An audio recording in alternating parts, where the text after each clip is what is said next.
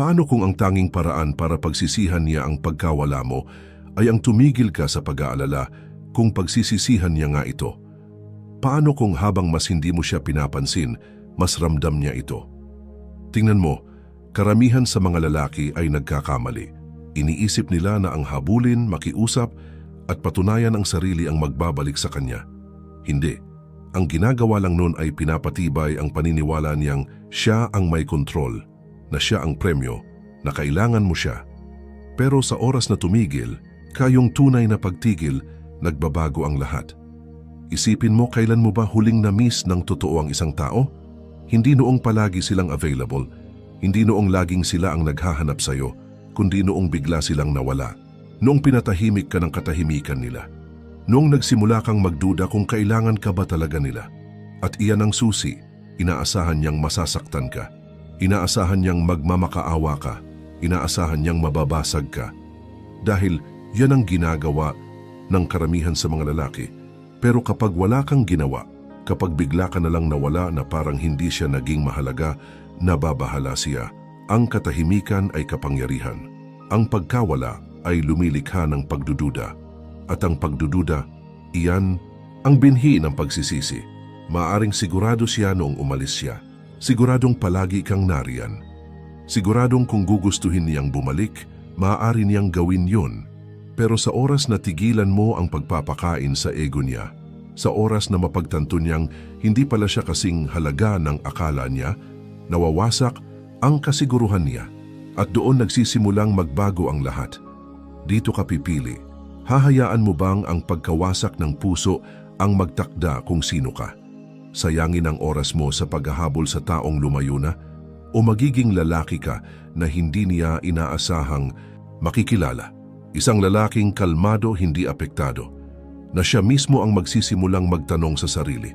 Dahil ito ang totoo, ang pinakamalakas na posisyon sa kahit anong relasyon, sa kahit anong sitwasyon, ay ang pagiging hindi nakadepende, ang taong hindi gaanong apektado, ang hindi gaanong emotionally invested, siya ang panalo.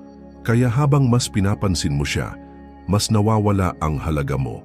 Pero habang mas hindi mo siya pinapansin, mas ramdam niya ito. Dahil hindi pinahahalagahan ng tao ang ibinibigay ng libre. Pinahahalagahan nila ang pinaghihirapan. Sa video na ito, ipapakita ko sa iyo eksakto kung paano mo mababawi ang kapangyarihan mo gamit ang mga prinsipyo ng Stoicism at Dark Psychology. Hakbang-hakbang, matututuhan mong mag-detach, muling buuin ang sarili at ipadama sa kanya ang pagkawala mo, parang multong hindi niya matakasan. At sa huli, hindi ka lang magiging mas matatag, magiging untouchable ka. Kung sawa ka ng masaktan, kung handa ka ng maging lalaking pagsisisihan niyang nawala, pindutin mo ang like button, mag-subscribe, i-on ang notifications at mag-comment. Sa ibaba, kontrolado ko ang emosyon ko, hindi nila ako kinokontrol. Ngayon, magsimula na tayo isa. Ang kapangyarihan ng kawalan habang mas hindi mo siya pinapansin, mas ramdam niya ito. Bakit? Dahil likas sa tao ang tumugon sa kontraste. Natututo lang tayong pahalagahan ang isang bagay kapag nawala na ito. Isipin mo ang hangin. Hindi mo ito pinapansin hanggat hindi ka nalulunod at naghahabol ng hininga. Ganon din ang atensyon. Habang alam niyang nariyan ka lang, naghihintay, hindi ka niya kailangang isipin. Pero sa oras na mawala ka, kapag ang presensya mo ay tuluyang naging katahimikan, mararamdaman niya ito. Parang may nawawalang bahagi sa buhay niya na hindi niya namalayang ikaw pala ang bumubuo. Sa ngayon, iniisip niyang hawak ka lang niya sa palad niya. Naniniwala siyang kung gugustuhin niyang makipag-ugnayan, magpapakita ka agad. Ang kasiguruhang ito ang dahilan kung bakit nawawala ang atraksyon. Nagiging boring ka, masyado kang predictable. At ang pagiging predictable ay pumapatay sa paghanga.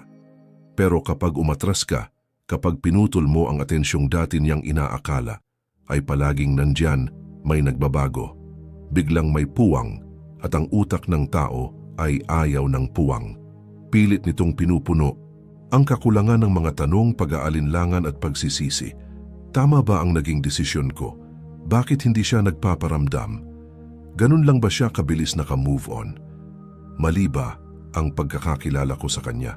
sa sandaling tigilan mong pakainin ang ego niya, magsisimula siyang magduda. Magsisimula siyang mag-isip kung mali ba ang pagkakakilala niya sa'yo. At iyan ang simula ng pagkawala niya ng kontrol. Makapangyarihan ang pagkawala dahil lumilikha ito ng kakulangan at ang kakulangan ay lumilikha ng halaga. Kaya nga ang mga luxury brand ay nililimitahan ang kanilang produkto. Bakit sa tingin mo mas mahal ang Rolex kaysa sa ordinaryong relo?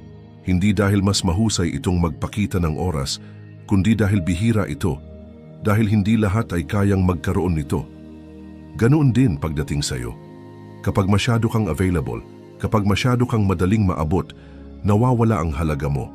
Pero sa oras na maging mailap ka, maging bihira, makikita ka niya sa ibang paraan. Kaya ang unang hakbang sa pagpapadama ng pagkawala mo ay ang kumpletong katahimikan. Walang text, walang tawag, walang panunood ng stories niya, walang pag-like sa mga post niya, wala, maglaho ka. At kapag ginawa mo ito, mararamdaman niya ang pagbabago, parang kutsilyong tumarak sa kanya. Dahil sa unang pagkakataon, kailangan niyang harapin ang katotohanang wala ka na. At hayaan mong sabihin ko sa'yo, mapapansin niya ito. Maaaring magkunwari siyang wala lang. Maaaring mag-post siya ng masaya, tumawa, magpakita na parang naka-move on na. Pero sa loob niya, sa mga tahimik na sandaling walang nakakakita, mararamdaman niya ito. Tatingin siya sa cellphone niya, umaasang may mensahe mula sa iyo na hindi dumarating. Sisilipin niya ang notifications niya, hinahanap ang pangalan mo. At habang lumilipas ang bawat araw na walang naririnig mula sa iyo, lalong lalaki ang tanong sa isip niya, nawala ko na ba siya ng tuluyan? Doon nagsisimula ang pagsisisi. Kung sawa ka ng baliwalain at handa ka ng ipadama sa kanya ang halaga ng pagkawala mo, pindutin mo ang like button, mag-subscribe, i-on ang notifications at mag-comment sa ibaba. Mas malakas magsalita ang katahimikan ko kaysa sa mga salita. 2. Ang kawalang pakialam ang pinakamakapangyarihang galaw. Walang mas mabilis na nagpapabago ng isip ng isang tao kaysa sa kawalang pakialam. Hindi galit, hindi lungkot, at hindi rin katahimikan. Ang tunay na kapangyarihan, ang tunay na dominasyon ay nagmumula sa pag-aasal na parang wala ka talagang pakialam. Dahil ang emosyon ay leverage. Kapag nag-react ka, alam niyang may epekto pa rin siya sa'yo.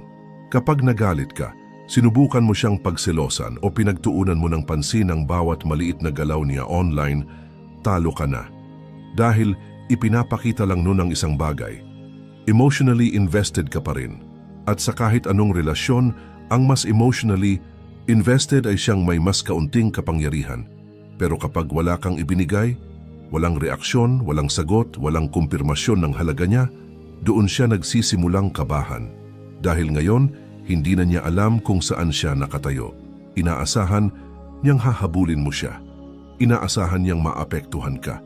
Pero ngayon, bigla siyang nawala ng balanse. Narito ang masakit na katotohanan. Kapag alam ng isang tao na kaya kanilang balikan, kahit kailan nila gusto, hindi kanila pinahahalagahan. Pero kapag napaisip mo sila kung sigurado pa ba sila sa'yo, doon nagsisimulang magbago ang lahat. Kaya ang kawalang pakialam, ang pinakamakapangyarihang galaw. Kapag hindi mo na ipinapakitang mahalaga siya sa'yo, nagsisimula siyang magtaka kung bakit.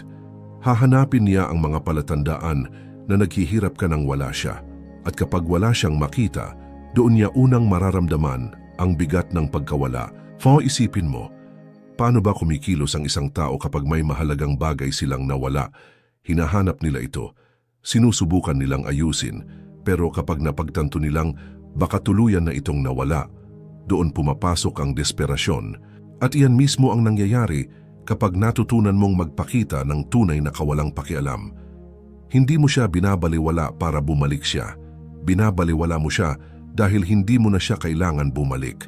At ang pagbabagong yan sa enerhiya, iyan ang nagpapabaliw sa kanya.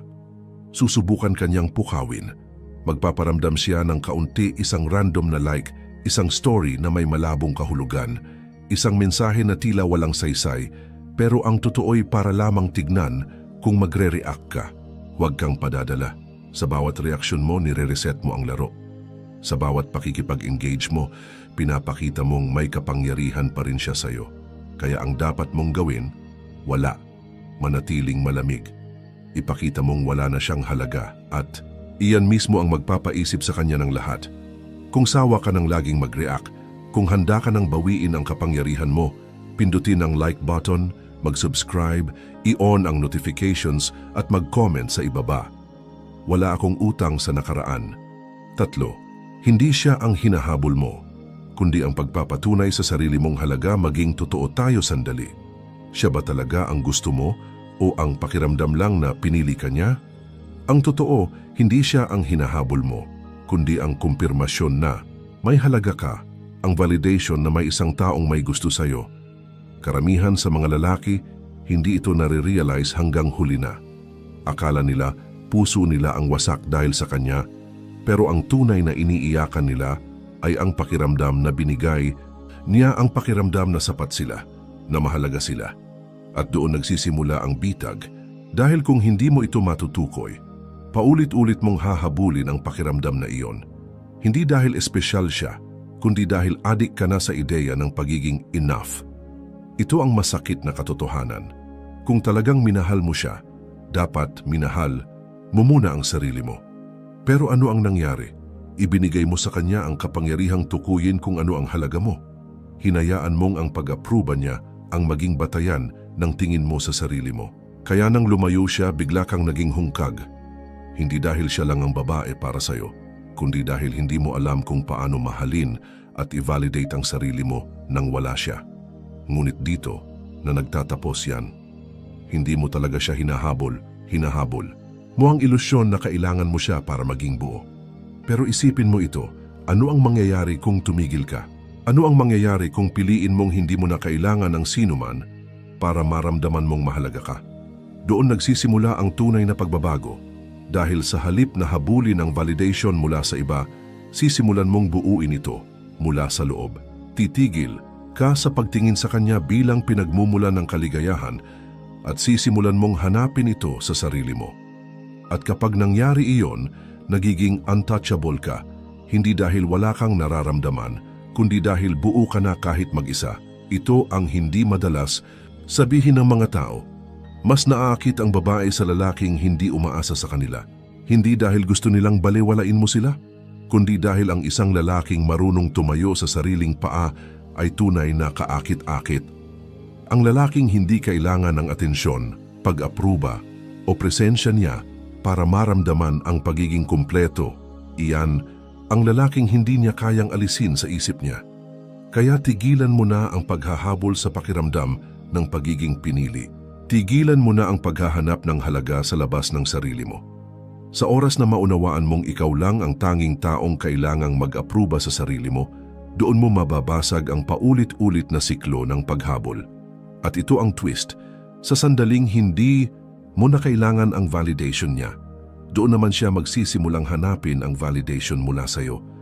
Kung handa ka nang tumigil sa paghanap ng halaga sa labas, kung handa ka nang maging sarili mong pinagmumulan ng lakas at kumpiyansa, pindutin ang like button, mag-subscribe, i-on ang notifications at mag-comment sa ibaba. Ako ang nagpapatunay ng sarili kong halaga. Wala nang ibang may kapangyarihan kundi ako.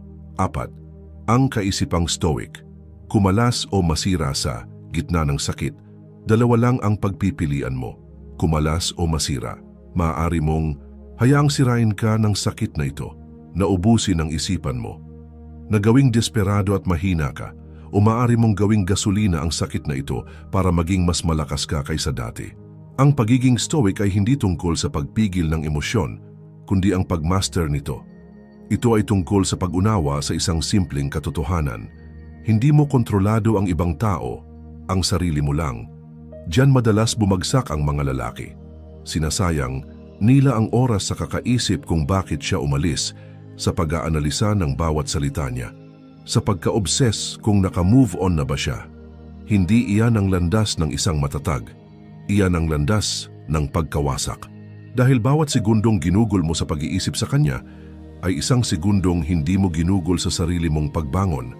Ang isang lalaking stoic ay hindi humahabol, hindi nagmamakaawa, at hindi naghahanap ng closure. Bakit? Dahil alam niyang ang Tanging bagay na kontrolado niya ay kung paano siya tumutugon. Hindi ang ginagawa ng iba, umalis siya. Ayos lang, hindi mo kontrolado yon. Pero ang reaksyon mo, ang disiplina mo, at ang pag-unlad mo, iyan ang hawak mo. At narito ang irony. Sa sandaling makabisado mo ang detachment, sa sandaling tumigil kang mag-alala kung nagsisisi ba siya o hindi, doon niya ito mararamdaman ng husto. Dahil wala ka na ron, hindi ka na emotionally invested. Hindi ka na kanya, ang pagkalas ay kalayaan. Kalayaan mula sa pangangailangang ma-validate, mula sa paghahabol ng kasagutan, mula sa pagbibigay ng kapangyarihan sa iba para kontrolin ang emosyon mo. Kaya ito ang dapat mong gawin. Itigil mo na ang panunood sa buhay niya mula sa malayo. Itigil muna ang pag-check ng social media niya. Itigil mo na ang pagbuhay sa pwedeng mangyari sana. Dahil bawat sandaling inilalaan mo sa nakaraan ay isang sandaling nawawala para sa hinaharap mo. I-shift mo ang focus mo, mag-gym ka, i-develop mo ang skills mo. Bumuo ka ng buhay na napaka-fulfilling na kahit bumalik man siya o hindi, wala na. Tong saysay, dahil sobrang layo mo na sa dating ikaw. At doon mangyayari ang tunay na power shift kapag napagtanto niyang wala na siyang epekto sa'yo. Kapag nakita niyang hindi ka lang basta nakaligtas nang wala siya, umangat ka. Kung handa ka nang tumigil sa pagdurusa, kung handa ka nang kuhanin muli ang kontrol sa isipan mo, pindutin ang like button, mag-subscribe, i-on ang notifications, at mag-comment sa ibaba. Kontrolado ko ang atensyon ko, at ang atensyon ko ay para sa sarili ko. 5. The reverse chase. Iparamdam mo ang kawalan mo sa ngayon, iniisip niyang siya ang panalo. Iniisip niyang naroon ka lang, tahimik na naghihirap, naghihintay ng pagkakataong patunayan ang halaga mo. Pero ano ang mangyayari kapag baligtarin mo ang istorya? Ano ang mangyayari kapag sa halip na ikaw ang humabol sa kanya, siya ang magsimulang humabol sa'yo?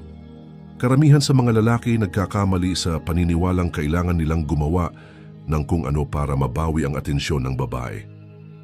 Mali. Ang tunay na galaw ay ang walang gawin. Dahil kapag tuluyan kang nawala, kapag ipinakita mong wala kang kahit anong interes, kapag tinanggal mo ang sarili mo sa mundo niya, ang mismong isipan niya ang magiging kalaban niya. Magsisimula ito sa kuryosidad. Sa una, aakalain niyang magpaparamdam ka rin. Pero kapag hindi mo ginawa, mapapansin niya. Sasabihin niya sa sarili niyang pansamantala lang ito, pero lilipas ang mga araw maging linggo at bigla na lang siyang magiging abala sa pag-check ng telepono niya, sa social media mo, nagtatanong kung bakit hindi ka pa rin sumusuko at ang simpleng kuryosidad ay magiging pagdududa. Mali ba ang tingin ko sa kanya? Hindi ba siya ganun kahalaga sa akin tulad ng inakala ko? Kapag hindi ka nag-react ayon sa inaasahan niya, unti-unti nang natatamaan ang ego niya at doon na siya magsisimulang magparamdam, mga simpleng hakbang para matignan kung papatol ka. Isang random na like, isang post na tila para sa'yo, isang mensahe na walang malinaw na kahulugan pero may intensyong kuhanin ang reaksyon mo. Diyan madalas bumagsak ang mga lalaki. Sa sandaling mag-react ka, bumalik ka na sa dati. Na-reset mo ang habulan. Nakumpirma niya, hinihintay mo lang talaga siyang kumagat. Pero kapag nanatili kang malamig, kapag umasta kang parang wala na siyang epekto sa'yo, doon magsisimula ang takot. Dahil ngayon, hindi lang niya namimiss ang presensya mo. Nagtatanong na siya kung totoo bang nagkaroon siya ng halaga sa'yo.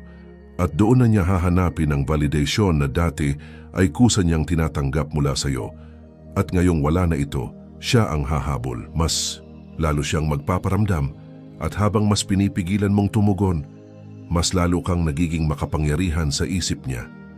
Ito ang reverse chase, ang puntong siya na ang nagsisisi, siya na ang naguguluhan, at siya na ang nagdududa sa sarili niya, hindi sa'yo. Pero tandaan, gagana lang ito kung may disiplina kang huwag mag-react. Kaya ano ang dapat mong gawin? Magpatuloy ka. Ipagpatuloy mo ang sarili mong pag-unlad. Huwag mong tignan ang mga post niya. Huwag mong pansinin ang mga patikim na paramdam. Huwag mong ibigay kahit isang sinyales na mahalaga pa rin siya at maniwala ka kapag napagtanto niyang tuluyan ka nang nawala, doon niya ito mararamdaman ng pinakamalala. Kung handa ka nang tumigil sa paghahabol at gusto mong ikaw na ang habulin, pindutin ang like button, mag-subscribe, i-on ang notifications at mag-comment sa ibaba. Ako ang premyo at hindi ako humahabol. 6. Paano patayin ang kuryosidad niya? Ang tahimik na misteryo ang kuryosidad ay isang makapangyarihang bagay. Nakakabaliw ito sa mga tao kapag hindi nila kayang maintindihan ang isang bagay. At ngayon, iniisip niyang dapat ay alam niya kung ano ang nangyayari sa iyo. Inaasahan niyang makikita niya ang mga palatandaan ng sakit mo, ang mga senyales na apektado ka pa rin. Pero ano ang mangyayari kapag hindi mo siya binigyan ng kahit anong senyales? Walang updates sa social media, walang cryptic posts, walang mga selfie na may ibig iparating, tahimik lang. Diyan magsisimula ang kuryosidad niya na maging obsesyon. Karamihan sa mga lalaki, kabaligtaran ng ginagawa. Ginagawa nilang madali. Nagsusulat ng mga motivational quotes tungkol sa pag-move on habang secretly umaasa na makita siya.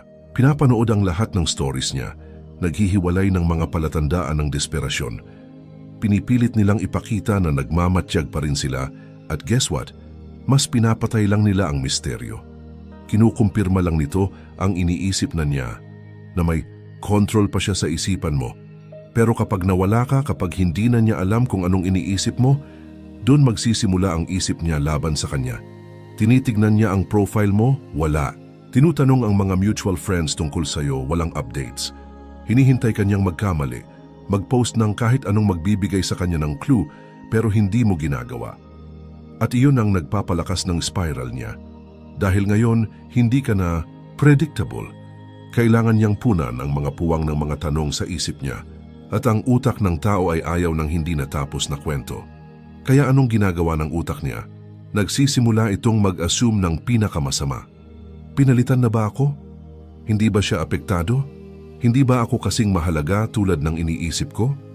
Kapag nagsimula, siyang magtanong sa sarili niya ng mga ganitong katanungan, ang kapangyarihan ay lumilipat sa iyo. Kaya nga, mas malakas ang tahimik na katahimikan kaysa sa kahit anong salita na maaring sabihin mo. Kaya nga mas makapangyarihan ang misteryo kaysa sa atensyon. Kapag ikaw ay naging isang hindi kilalang variable, kapag hindi niya alam kung nasaan ka o kung ano ang iniisip mo, doon magsisimula niyang maramdaman ang kawalan ng iyong presensya at doon siya magsisimulang maghanap ng mga sagot. Kung handa ka nang iparamdam sa kanya ang iyong kawalan na parang isang multo na hindi niya kayang alisin, pindutin ang like button, mag-subscribe, iyon ang notifications at mag-comment sa ibaba. Ang aking katahimikan ay lumilikha ng kapangyarihan. 7. Pagkontrol sa emosyon. Huwag ipakita na apektado ka ang sandaling hayaang kontrolin ka ng iyong emosyon, matatalo ka na.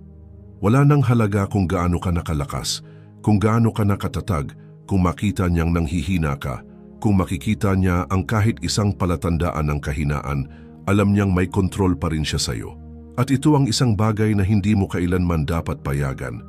Dahil narito ang katotohanan, subukin ka niya. Gagawa siya ng mga bagay upang makita kung magre-react ka. Baka mag-post siya ng isang bagay na para talagang magpasakit ng puso mo. Baka makipag-ugnayan siya ng bigla para lang makita kung kakagat ka. Baka magpanggap siya na naka-move on na para mag-trigger ng reaksyon mula sa iyo. Pero ikaw, mananatili kang hindi matitinag. Ang pagkontrol sa emosyon ay isang nakamamatay na sandata. Ginugulo nito ang mga tao kapag hindi nila mabasa ang nararamdaman mo, kapag inaasahan nilang mag-react ka pero wala silang makikita. Na-stress sila dahil ngayon sila na ang nakakaramdam ng kalituhan. Sila na ang naguguluhan kung ano ang nangyayari sa isipan mo at doon magsisimula ang pagbabago ng kapangyarihan. Isipin mo, sino ang may tunay na kapangyarihan sa isang sitwasyon? Ang isa ba na nagre-react? O ang isa na nananatiling kalmado kahit ano pa man ang mangyari? Laging ang isa na hindi naguguluhan, ang isa na pinipili ang reaksyon at hindi pinapayagan ang emosyon na magdikta sa kanya. Kaya mula ngayon, mag-ooperate ka mula sa isang posisyon ng ganap na pagkontrol sa emosyon. Walang galit, walang frustration, walang kalungkutan. Kung mag-text siya, kunin mo ang iyong oras o hindi ka mag-reply. Kung susubukan niyang gawing seloso ka, magkunwaring hindi mo siya pinansin. Kung magtangkang makipag-away, iwasan mong makipag-engage. Dahil sa sandaling ipakita mong hindi ka na apektado ng anumang ginagawa niya, mararamdaman niya ito. Magsisimula Siyang mapagtanto na ang version mo na nakilala niya, yung laging nagpapakita ng labis na pagpapahalaga, yung laging kailangan ng validation niya ay nawala na. At doon magsisimula ang pagsisisi. Dahil ngayon nakikisalamuha siya sa isang lalaking hindi na kayang galawin, isang lalaking hindi na nagre-react, isang lalaking hindi na kailangan siya. Kung handa ka nang maging immune sa mga mind games, kung tapos ka na sa pagpapadala ng emosyon, pindutin ang like button, mag-subscribe, i-turn on ang notifications at mag-comment sa ibaba. Ang aking mga emosyon ay nagsisilbi sa akin, hindi ko sila pinaglilingkuran.